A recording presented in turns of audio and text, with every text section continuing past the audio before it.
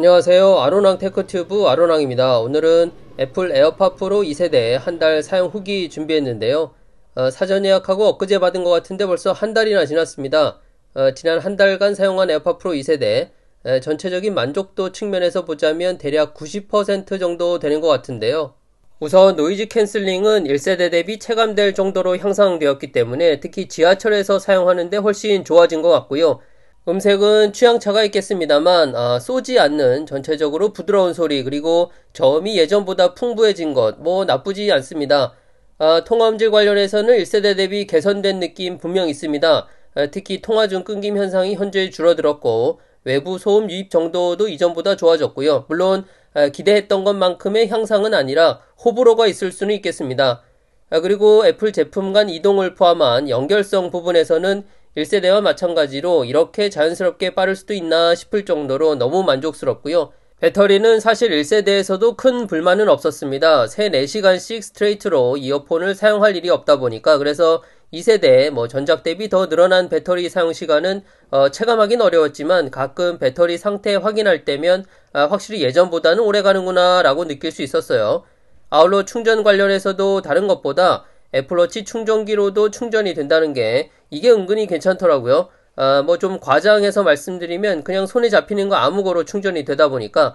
그리고 이제서야 넣어준 볼륨 터치 조절, 슬라이딩 반응도 즉각적이고 똑 하는 터치 반응도 좋아서 아주 잘 써먹고 있습니다. 에어팟 프로 2세대에서 가장 마음에 드는, 또 가장 만족스러운 성능을 보여주는 주변음 허용 모드, 마치 이어폰이 없는 듯한 느낌마저 주는데요. 혹시라도 인이어 타입의 이어폰을 이합 문제 때문에 포기하셨다면 에어팟 2세대 이 주변음 허용 모드 어쩌면 대안이 될 수도 있을 것 같습니다. 기회가 되면 꼭 한번 체험해 보시길 추천드리고요.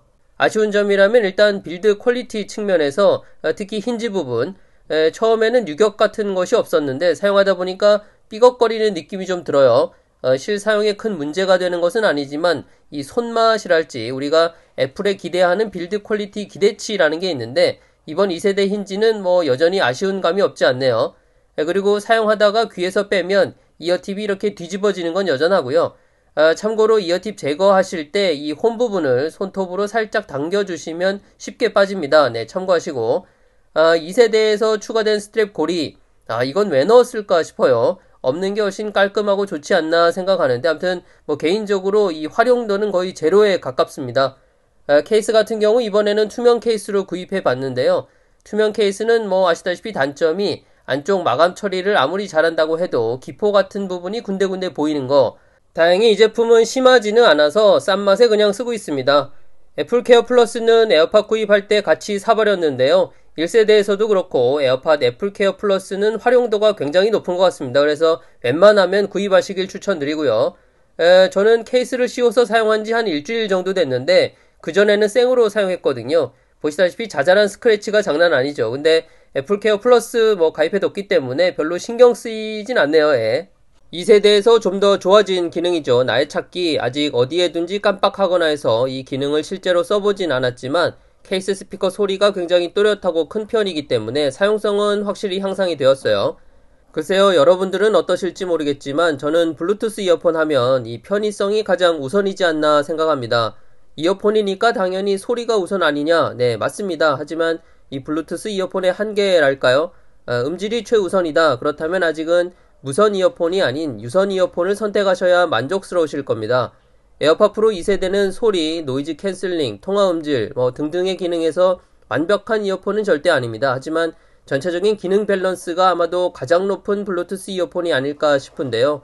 특히 아이폰을 사용하는 유저라면 편의성 측면에서만큼은 다른 어떤 제품보다 사용하기 좋은 이어폰임은 부인할 수 없습니다. 편의성을 포기하고 노이즈 캔슬링이 좀 더 우수한 타 브랜드 이어폰을 선택하는 것, 고음질 음원 재생이 가능한 다른 브랜드 이어폰을 선택하는 것, 또 통화 음질이 조금이라도 나은 다른 브랜드 이어폰을 선택하는 것, 편의성만 조금 포기한다면 선택의 폭은 아주 넓어집니다. 다만 탑티어급 노이즈 캔슬링, 준수한 음질, 수준 이상의 통화 음질, 그리고 편의성까지 골고루 갖춘 블루투스 이어폰은 아직까지 에어팟 프로 2세대가 가장 앞서 있지 않나 생각합니다. 아울러 1세대와 2세대 고민하시는 분들도 많으신데요. 결국은 가격 때문 아니겠습니까? 향상되거나 추가된 기능들이 체감이 되는지 반복적으로 확인하는 것도 결국은 체감이 안 된다면 조금이라도 저렴한 1세대를 구입하겠다라는 생각이 있기 때문이니까요. 현재 1세대를 사용하시는데 아직 멀쩡하다. 그렇다면 조금 더 사용하시길 권해드리고 싶고요. 마침 이번에 업그레이드를 해야 할 상황이거나 블루투스 이어폰을 새로 구입해야 하는 분들이라면 마음 편하게 2세대 가시길 추천드립니다. 체감 여부를 떠나서 1세대 대비 업그레이드는 분명히 된 제품이고 특히나 블루투스 버전이 5.3이 들어갔습니다.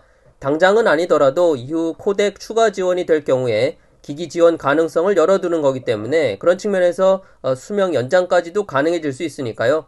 마지막으로 에어팟 프로 2세대 부드러운 음색보다 좀 더 또렷하고 카랑카랑한 음색으로 설정하는 방법, 설정에서 에어팟 프로 2세대 선택하시고 하단에 손쉬운 사용 그리고 오디오 손쉬운 사용 설정에 들어가시면 가장 상단에 오디오 조정 보입니다. 메뉴에서 오디오 설정 사용자화, 이어폰을 착용한 상태에서 계속을 눌러서 설정을 해주시면 되는데요. 특히 음악 부분 설정에서 버전 1, 버전 2 비교해서 듣고 선택하게 되는데 버전 1 대비 버전 2가 중고음이 좀 더 강조되는 세팅입니다. 그래서 또렷하고 카랑카랑한 음색을 원하신다고 하면 버전 2를 선택하시면 되겠습니다. 자, 오늘은 애플 에어팟 프로 2세대 한 달 사용 후기 말씀드렸는데요. 앞서 만족도가 90%라고 했었는데 불만족스러운 10%, 다른 것보다 아이폰, 애플 뮤직, 에어팟 프로 2세대 이렇게 세팅하고 음악을 듣게 될 때 좀 더 고음질의 음원을 제대로 재생해서 즐길 수 있게 코덱에 신경을 써줬으면 하는 아쉬움이 있기 때문에 기타 나머지 부분은 아직까지는 괜찮은 것 같습니다. 이렇다 할 불만 없이 잘 사용하고 있으니까요.